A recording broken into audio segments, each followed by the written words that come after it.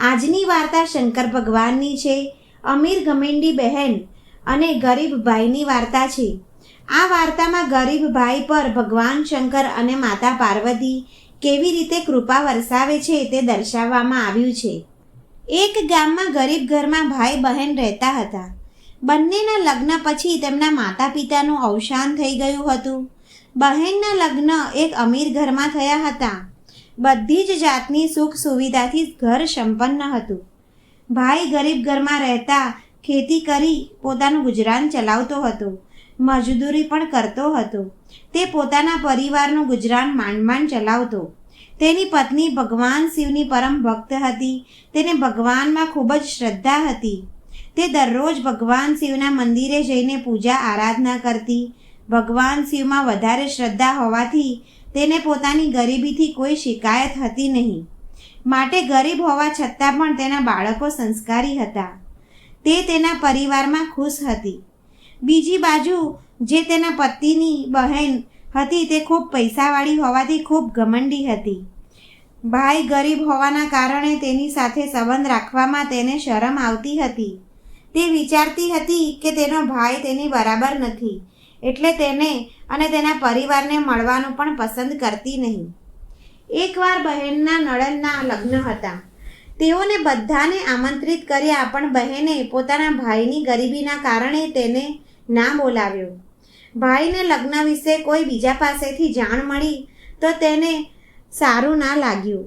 આ વિશે તેની પત્નીને જૂઠું કહ્યું કે મારી બહેને મને લગ્નનું આમંત્રણ આપ્યું છે. પછી તેની જેવી ક્ષમતા અનુસાર તે ભેટ લઈને તેના બહેનના સાસરે જવા લાગ્યો. જ્યારે તે તેના બહેનના ઘરે પહોંચ્યો ત્યારે તેની અમીર ઘમંડી બહેને વિચાર્યું કે મેં તો ભાઈને લગ્નમાં બોલાવ્યો નથી, તો પણ તે આવ્યો છે. તેને ભાઈને પોતાના ઘરે જોઈને સારું ન લાગ્યું. પછી તેની દેરાણીએ તેના ભાઈને જોઈ લીધો. તે બહેનને કહેવા લાગી કે ભાભી, તમારો ભાઈ આવ્યો છે. બહેને તેની દેરાણીને પૂછ્યું કે તેનો વેશ કેવો છે. દેરાણીએ કહ્યું કે તેને તો બહુ મેલા ઘેલા કપડાં પહેર્યા છે. તેમના હાથમાં એક કોથળી છે જેમાં તેમને કંઈ રાખ્યું છે. બહેનને કહ્યું કે તું જા અને મારા ભાઈને પાછળના દરવાજેથી અંદર બોલાવ. ભાઈના અંદર આવવા પર તેના ભાઈને પાણીનું પણ ન પૂછ્યું. તેને એવું પણ ન પૂછ્યું કે તેનો કેવો હાલ છે, પરિવારમાં બધા કેમ છે. બહેન કહેવા લાગી કે તને અહીંયા કોને બોલાવ્યો છે? તું અહીંયા કેમ આવ્યો છે? તે અહીંયા આવીને મારી ઇજ્જત ખરાબ કરી નાખી. કેવા કપડાં પહેરીને તો આવ્યો છે.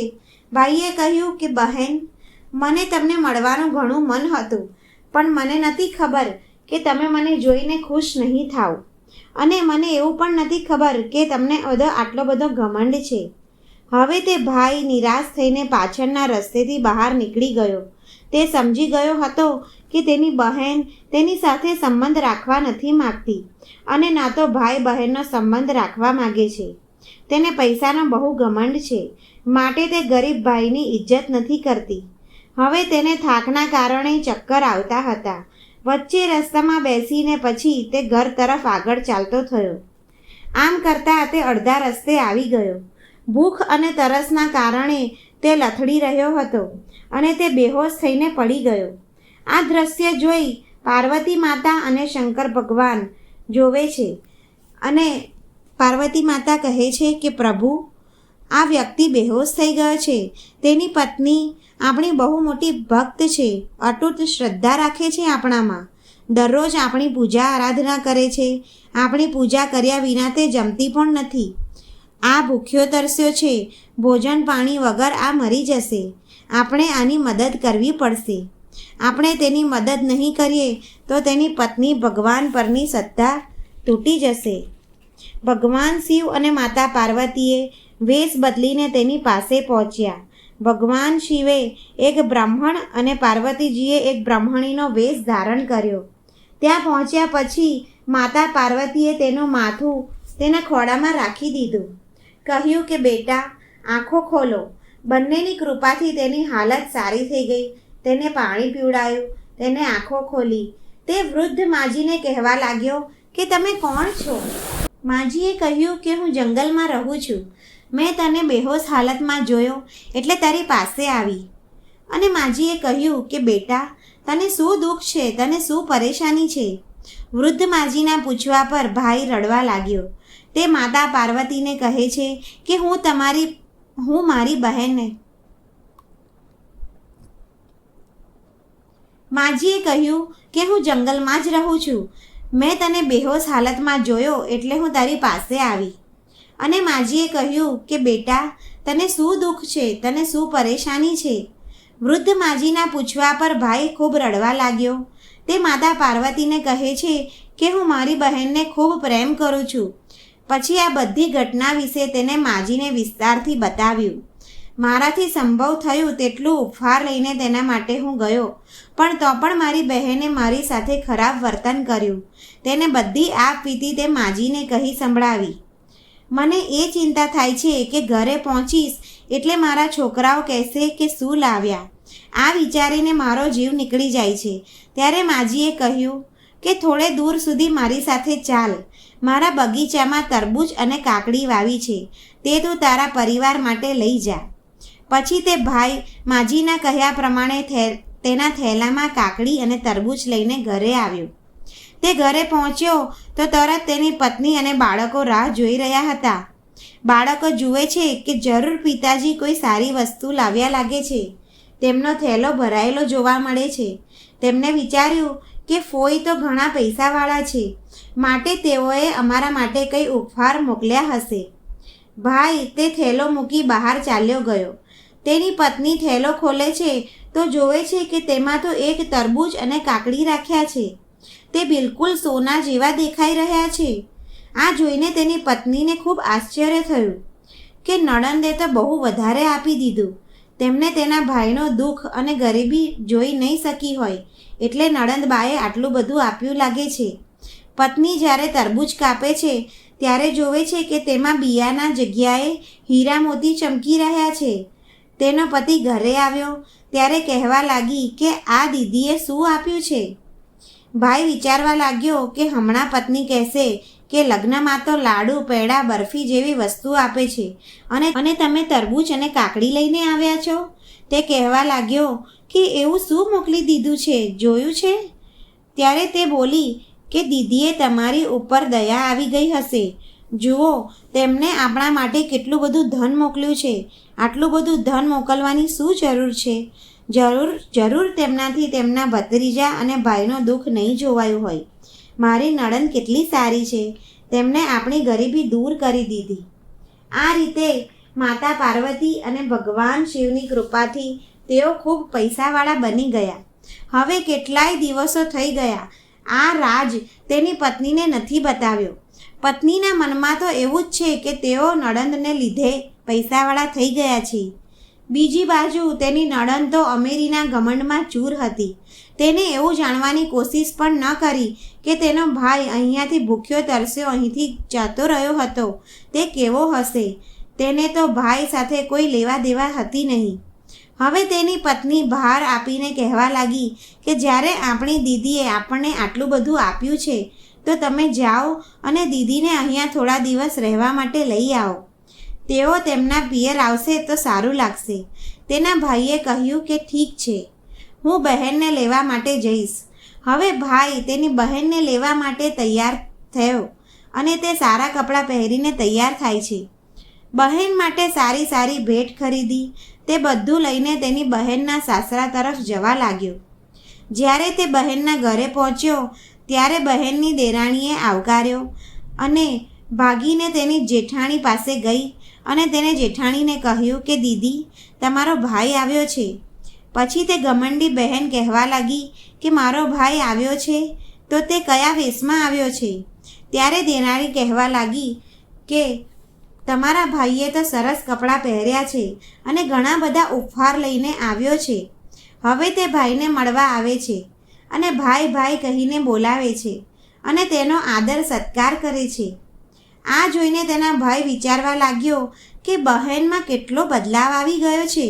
જ્યારે મારી પાસે કંઈ હતું નહીં ત્યારે બહેને મને પાણીનું પણ ન પૂછ્યું અને જ્યારે આજે મારી પાસે ધન દોલત છે તો મને આવકાર આપે છે.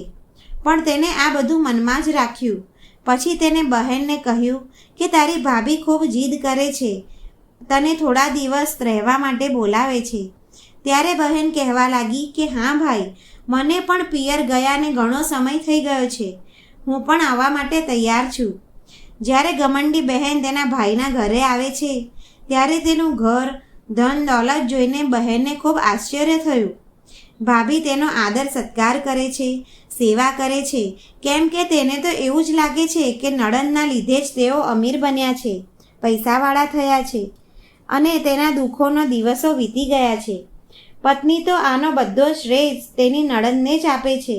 તે મનથી એવું માને છે કે આ મારી નણંદે અમારી મદદ કરી છે, તેને જ અમને સોનાનું તરબૂચ અને હીરા મોતી મોકલ્યા હતા. થોડા દિવસ રહ્યા બાદ બહેનને જવાનો સમય આવ્યો તો ભાઈ બોલ્યો કે ઠીક છે, પણ હું તને જતા પહેલાં એક ભેટ આપવા માગું છું. ભાઈ બહેનને જવા પહેલાં એક ચપ્પલ ભેટમાં આપે છે.